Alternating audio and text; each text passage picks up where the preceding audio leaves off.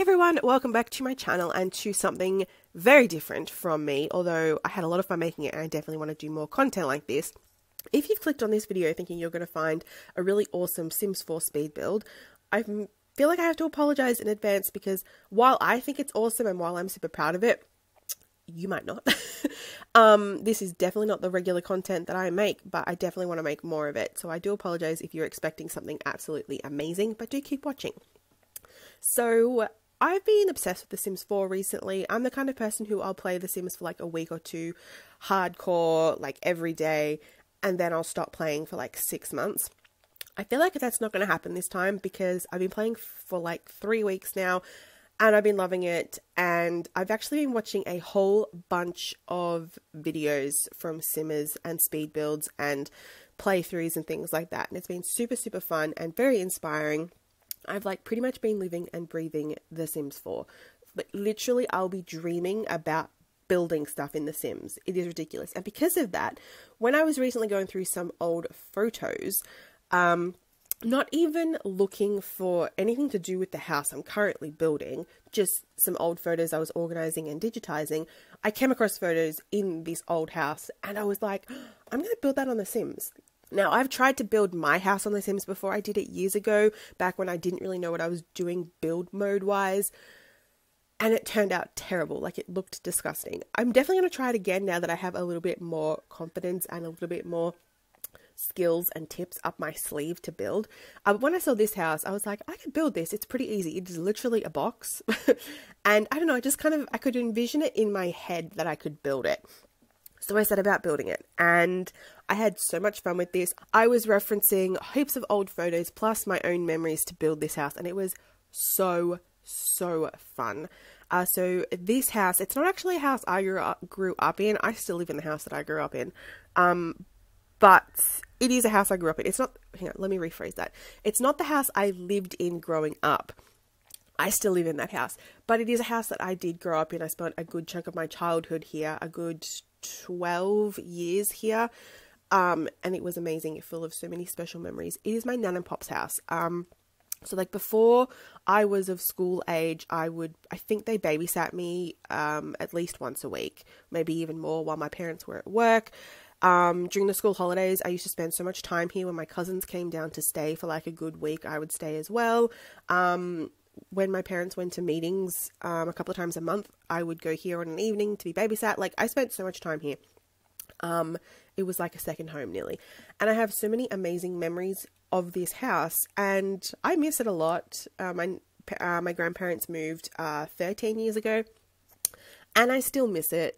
It's just such a nice house filled with so many amazing memories, and I'm a very nostalgic person. So when I decided to build this, I was like, I'm going to build it and I'm going to try and do it justice with what we have available on The Sims. And not only that, I also wanted to make it a functional house as well. Although in saying that, there are, I think, a couple of items I do need to check if they're like fully functional. But yeah, I wanted to make it a functional build that I could actually play in because I think that it would be amazing. But I also wanted it to be as representative as possible of the original house with what we have available. And I'm super proud of how it turned out. You will see at the end I have some comparison photos. I think it turned out so well. So we're up to a back veranda here. I played around with different windows because the veranda itself was like fly screen and we don't have that in The Sims, so I found these from the Get to Work pack and they worked really well. They're windows, but you know, you get the gist of it all. When I was building the house, my original thought was I would build the outside of the house, I would figure that out, then do the floor plan and then furnish it. Like that's how a lot of people build, right? I got started and realized I actually needed to furnish along the way in order to get the sizing of the house right, particularly the first 2 rooms that I did, so the lounge room and the kitchen dining room. I had to get them figured out size wise before I could turn around and build the rest of the house, because that was how I was going to figure out the depth of the house. I got the length of the house down pat because I could tell from photos of the front of the house. I could figure out like how many squares and how many squares to fit along there.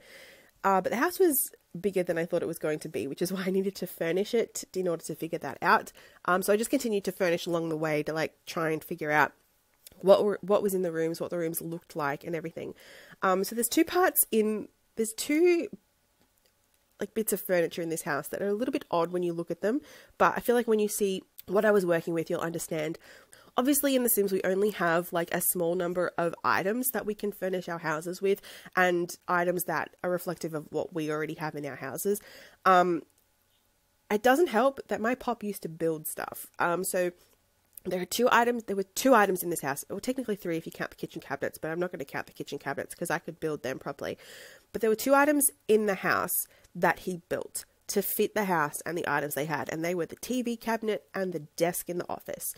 So they were built to fit the room and to fit the stuff that they had and to, you know, be what they wanted it to be. I then had to turn around and try and make them work in The Sims and try to build that kind of idea, which is why I've got like a desk so for the office, there's a desk and then shelving on the walls because it goes up. There was shelving up the walls, and then same with the TV cabinet. I had to just do a regular TV base and then put shelving up the walls to try and mimic that and fill it with clutter. It looks weird, I know, but you'll kind of sort of see the vibe I was going for, and I am happy with how it turned out because you can see like what it was meant to represent. So I got like half the house furnished, and then I started doing the landscaping because that was another big thing I wanted to do. I wanted to landscape a good chunk of it to kind of put it in its context, I suppose you'd say. This house was actually on like a 10-acre farm. I didn't want to do the whole farm because I knew that once I started landscaping further away from the house, it would kind of detract from what I was trying to build.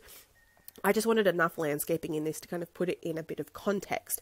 I actually started building this on a 20 by 30 lot thinking it won't take up that much space. I'll be able to do it. No, as I said, this house was bigger than I thought it was going to be. So I ended up moving it to a 30 by 40 lot so I could better landscape it, which obviously you've just seen. I just needed that extra space to kind of make it work, because I really wanted the pool in the backyard and the driveway down the side. And then because the lot was big enough, I could put a little shed at the back. The shed in real life is actually probably like twice the size that I've built here. But obviously I needed to fill the gap. And one thing I really wanted to do, which you will soon see, is there was a vine growing up the side of the shed that looked really good in some of the photos I was referencing. And so I really wanted to bring that into the game as well. This was actually a woodworking shed with a good, like, part of it being for woodwork, and the other part I'm going to say was filled with junk. It probably wasn't. That was just what my child brain thought it was. It was probably actual useful stuff. But yeah, I had to kind of make it work. In The Sims, I put like some woodworking stuff in there. We only have a woodworking bench. I kind of just had to fill it with clutter and stuff. I think it worked. But I'm really happy with how the vine looked growing up the side. I made it red because in one of the photos I had that I was referencing, it was during the autumn, so it had turned red and it looked amazing. The clothesline was really, really fun to do because as you'll again see at the end, I think I put a reference, I put a reference photo of this in. Like most people in Australia, the clothesline that my Nana Pop had was a Hills hoist, so it was like a square one that spins around. Obviously I had to make it work with the clothesline we get in The Sims 4. And under the clothesline there was a stool and a gnome, and so I even included that at either end of the clothesline in this. Again, it's just coming back to, I wanted it to be as representative as possible of what I was working with. The pool also bugged me. The pool wasn't a straight up rectangle. Obviously, like most pools, it did have a bit of a curve in it. We can't do curves in The Sims. So I was trying to play around with trying to make that like kind of the cool shape, and I gave up because it looked terrible. So it is just a square, but I think it works fine. You get the point. It's a pool. And actually you'll see at the end, I went into debug and I pulled a whole bunch of items out of the show hidden objects and the show live edit objects cheats.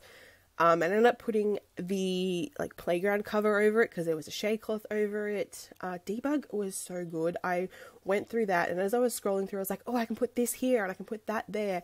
Actually, I ended up making the whole front fence a fence from debug, which looks good because it's as closely connected or resembling the fence in real life.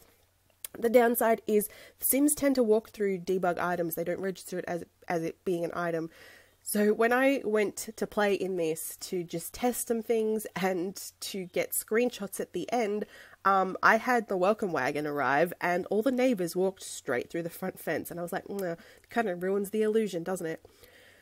So on the other side here, I added a garage and a greenhouse. Again, I needed to fill this gap on the other side. And this was the building that was on the other side of the pool. So the greenhouse didn't look like this at all. It was made of, what's it called? Shade cloth. It was green shade cloth.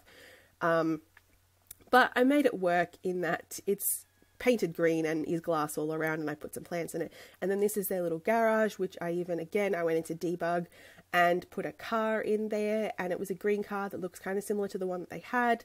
Obviously not playable, but you know, it looks good. It's all there for looks. And I'm just, really happy with how it turned out. You will have seen as we flip through this, the 2 glass roofs on the house. They weren't glass roofs. They were actually shade cloth roofs again. And doing the glass roof was the closest thing I could get to resembling that. I actually went back in after this and I added some more clutter and actually fixed the roofs up a little bit to make them a little bit more seamless. It was the best way to kind of reflect that when we don't actually have any anything in The Sims that is shade cloth, which I feel like maybe people in the US don't, but I feel like that is a texture we need in this game. I don't know why, but I just feel like it'd help make things a little bit more realistic. I don't know. So yeah, that's what they are. They look weird, I will admit, but I made it work. And when you do see the original, what I was working with, you'll see what I was going for. The 2 rooms I had the most trouble with in this were the bedrooms, because I didn't actually have any reference photos of. And the guest bedroom, where I did spend a lot of time, there wasn't much in it. It was literally a bed, side tables, and a bit of a wardrobe. And the master bedroom was obviously my Nan and Pop's room, and we weren't allowed in there, fair enough, we were kids, they didn't need us playing around in there, so I don't really remember what that looked like. Curtains in this build was another annoying thing, because the windows were exactly where I wanted them, and no curtain would look good with it. Plus also the artwork on the walls, some of it is very reflective of what was on the walls, others I just kind of had to make up and think, oh yeah, that is something that could have been there. And then also the laundry was another part of the house where I didn't quite remember what was in the corner. Thinking about it now, I think there was a little cupboard there that had stuff in it. So I just put the broom and the ironing board there.